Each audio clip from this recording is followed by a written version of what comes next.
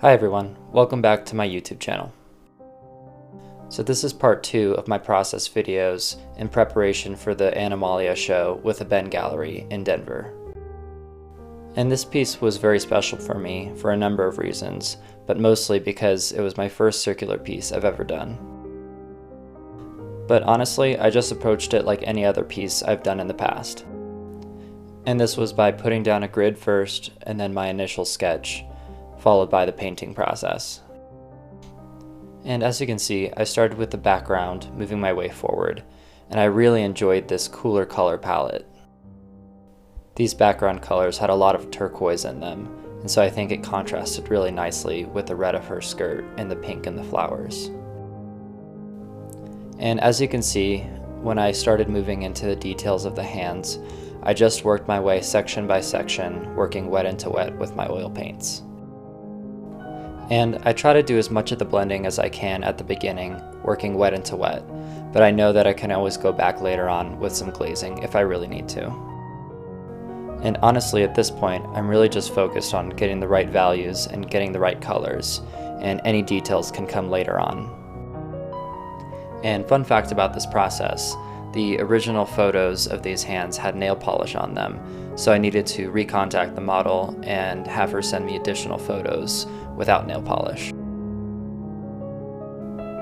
And in terms of technique, as you can see with these close-ups, I create these gradients by laying down these sort of lines of paint that I can then blend and smooth out while the paint is still wet to create these cohesive gradients from dark to light.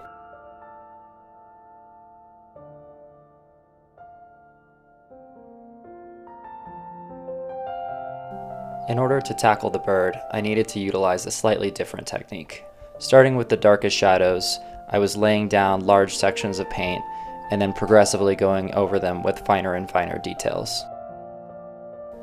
And in this detail work, I was really focusing on the shapes of the feathers and all these different colors that you could find in them.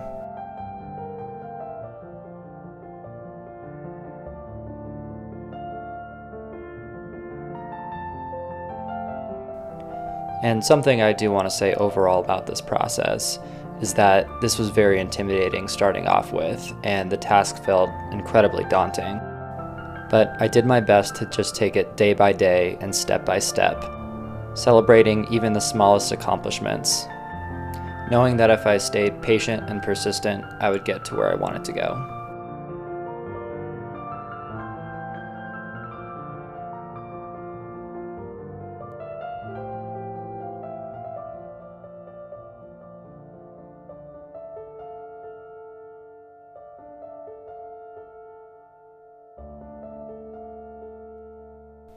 So, after at least 100 hours of work, this is our final product.